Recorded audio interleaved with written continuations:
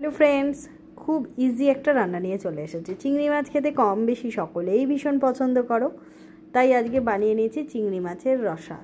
বানাতে কি লাগছে, কিভাবে বানাচ্ছি একটু দেখো, দেখে লোভ লাগছে। তো খেতে কিন্তু অসাধারণ হয়েছিল, যার জন্য আমি নিয়ে নিয়েছি মিডিয়াম সাইজের চিংড়ি মাছ। এগুলো কিন্তু দাম খুব একটা বেশি না। তারপর তেল গরম হলে আমি চিংড়ি মাছগুলো দিয়ে দিচ্ছি। আগে থেকে আমি নুন হলুদ চিংড়ি মাছে মাখিয়ে রেখেছিলাম। ভালোভাবে চিংড়ি মাছগুলো ভেজে নেব। খুব লাল করে চিংড়ি মাছগুলো ভাজলে এর স্বাদ কিন্তু বেশি ভালো লাগে। এবার আমি মাছের কড়াইতেই দিয়ে দিচ্ছি আলু আর পেঁয়াজ। আলুগুলোকে আমি ডুমো ডুমো করে কেটেছি, তোমাদের যেরকম ইচ্ছা সেরকম আলু কাটতে পারো। চিংড়ি মাছ ভাজতে গিয়ে না কড়াইয়ে লেগে গেছে, দেখো। ভালোভাবে আলু ভেজে নিচ্ছি। ভিডিও ভালো লাগলে লাইক শেয়ার সাবস্ক্রাইব কমেন্ট করে একটু পাশে থেকো।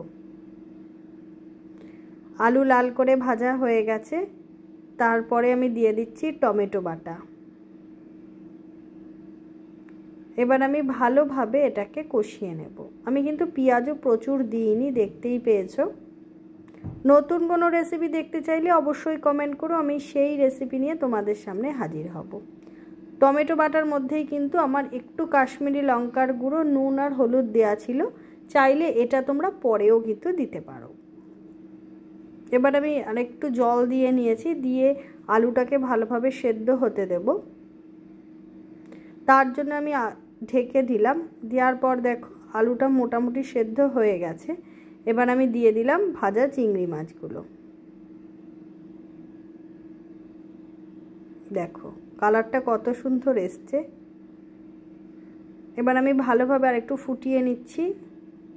চাইলে তোমরা একটু ঝোল ঝোল খেতে পারো, কিন্তু আমি গ্রেভি খাবো বলে ঝোলটা শুকিয়ে নিয়েছি।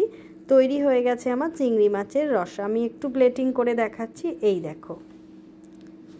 এটা কিন্তু তোমরা ভাতের সাথে খেতে বেশি ভালো লাগবে, চাইলে পোলাওয়ের সঙ্গেও খেতে পারো। তোমরাও বাড়িতে এইভাবে একবার ট্রাই করো, করে কিন্তু অবশ্যই আমাকে জানাবে কেমন লাগলো তোমাদের এই চিংড়ি মাছের রসা। ভিডিও ভালো লাগলে লাইক শেয়ার সাবস্ক্রাইব কমেন্ট করে পাশে থেকো। সুস্থ থেকো, ভালো থেকো। জয় তারা। ফিরছি পরের ভিডিওয়ে।